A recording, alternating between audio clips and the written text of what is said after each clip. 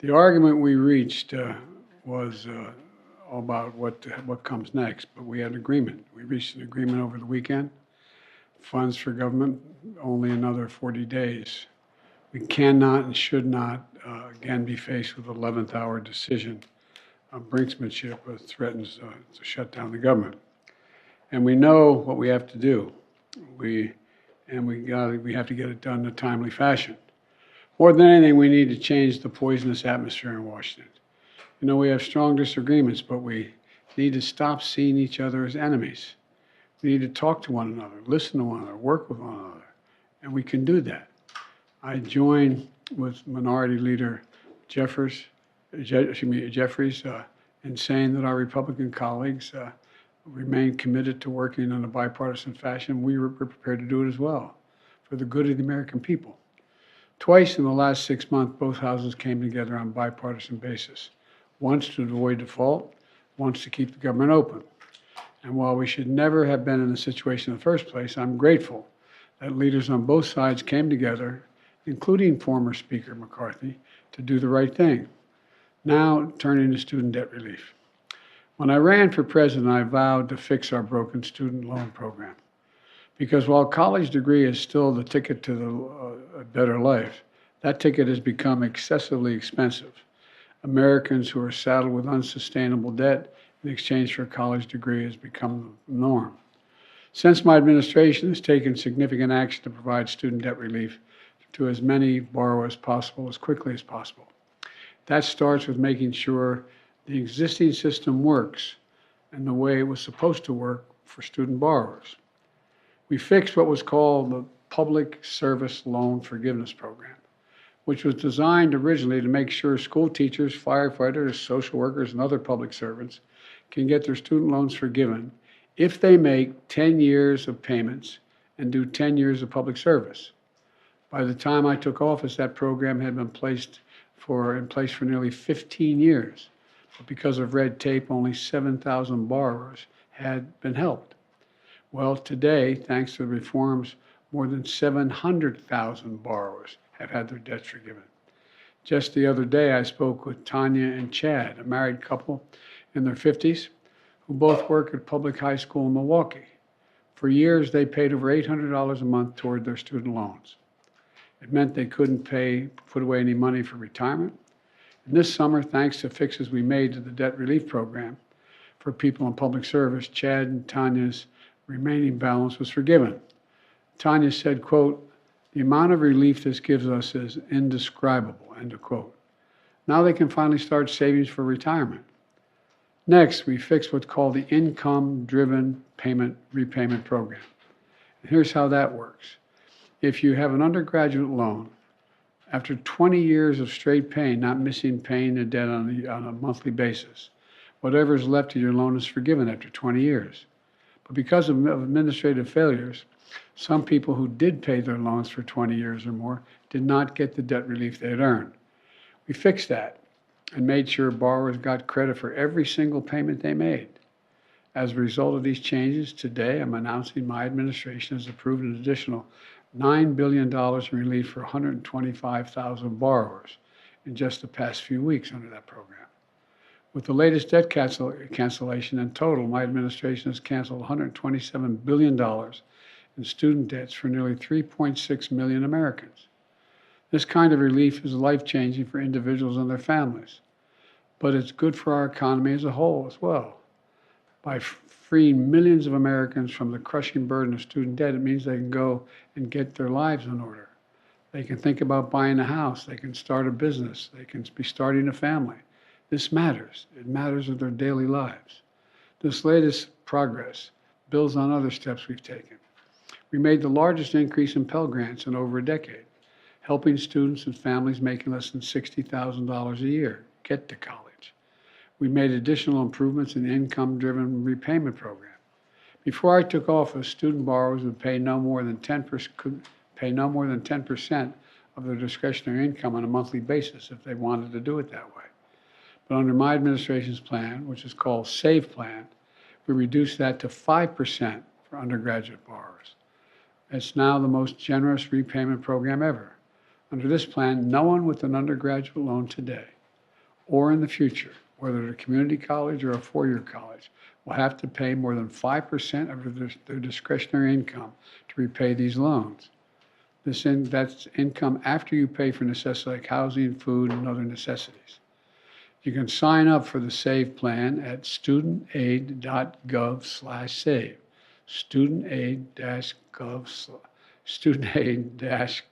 Studentaid.gov/save. And remember, if you keep up your payments after 20 years, whatever's left in those loans is forgiven. And we're still not done. As you might remember, last year I announced a major proposal for student debt relief. We're on the verge of providing more than 40 million Americans with real relief from their student debt. The money was literally about to go out the door, but Republican elected officials and special interests stepped up and sued us. The Supreme Court sided with them, snatching from the hands of millions of Americans thousands of dollars in debt and student debt relief that was about to change their lives. As I said at the time, I believe the court's decision to strike down my student debt relief program was wrong, but I promised I wouldn't give up. Since then, my administration has been pursuing a new approach, grounded and under a different law, the Higher Education Act.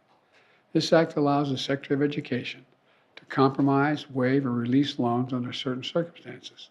Last week, the Department of Education took a critical step in this process by identifying specific challenges that borrowers face in the current system, so we can move forward with a new rule to address these changes.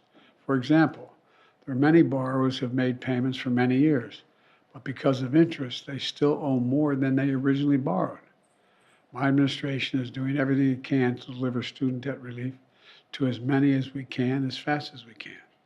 This is in contrast to House Republicans who helped block the previous debt relief plan, nearly shut down the government over the extreme demands, which would have hurt hardworking families. But they had no problem with the Paycheck Protection Program. Remember that? The PPP program during the last several years, which was designed to help business owners who lost money, which was legitimate, because of the pandemic. Members of Congress got over hundreds of thousands of dollars because their businesses lost money.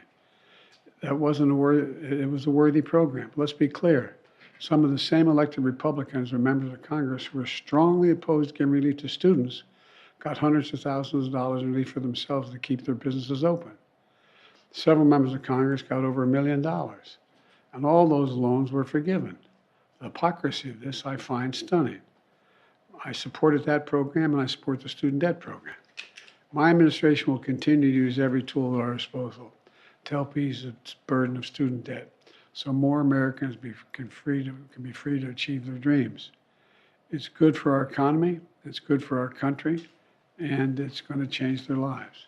Thank you very much. Mr. President, questions on Speaker McCarthy, if I can. Speaker McCarthy said that the two of you hadn't spoken directly in a long time. Why is that, and are you committed to engaging more regularly with the next House Speaker?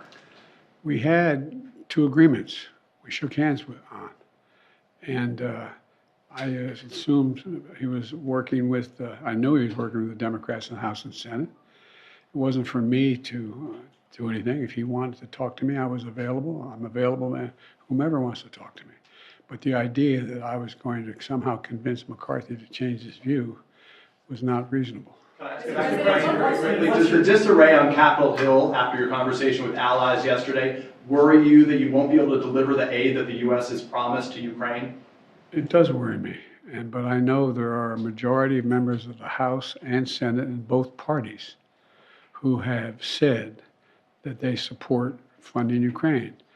With your, I'm going to be announcing very shortly a major speech I'm going to make on this issue and why it's critically important for the United States and our allies that we keep our commitment. Mr. President, are you also concerned about the rest of your domestic and foreign policy initiatives being imperiled because of what we saw happen yesterday, the dysfunction in Congress, the chaos that we saw on the House side? Does that concern you in any way? The dysfunction always concerns me. The programs that we have argued over, we passed bipartisanly, I'm not concerned that they're going to all of a sudden come in and try to undo them, although there will be some. There will be some, I'm sure. There's half a dozen or more extreme MAGA Republicans who would like to eliminate just about everything I've done. But I don't think that's going to get there. Mr. President, have you promised? If I may, without additional funding, how long will the United States be able to support Ukraine? We can support Ukraine in the next tranche that we need, and there is another means by which we may be able to find funding for that, but I'm not going to get into that now. Mr. President, have you promised President Zelensky attacks for Ukraine? Say again, I'm sorry? Have you promised President Zelensky during his visit in the White House that you would provide ATACMS, the long-range missiles for Ukraine? I have spoken with Zelensky, and everything he's asked for, we've worked out. Mr. President, is there a plan Tell for us a little the... bit more about this speech you're going to give. What argument are you going to make? Why don't you wait and listen to it? I'm going to make the argument that it's overwhelmingly in the interest of the United States of America that Ukraine succeed. And it's overwhelmingly in our interest. I've spent 2.5 years putting together coalitions that no one thought could be put together. And they've strengthened us across the board, not just as it relates to Ukraine, whether it's Japan and South Korea, or whether it's what's happening in Europe itself.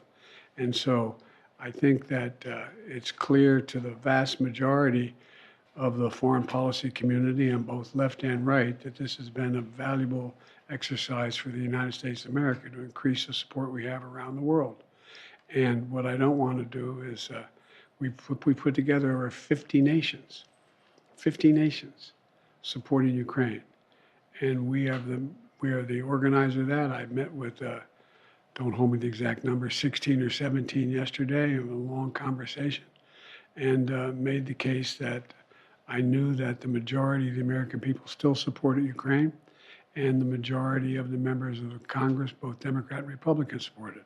So I don't think we should let them gamesmanship get in the way of blocking it. Mr. President, what is the plan for the... Sir, not that they're asking, what's your advice to the next House Speaker?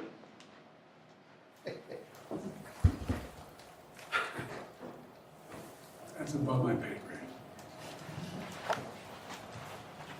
Thank you, sir.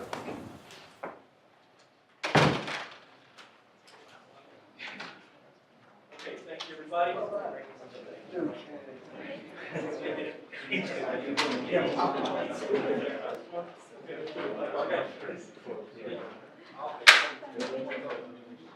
Okay.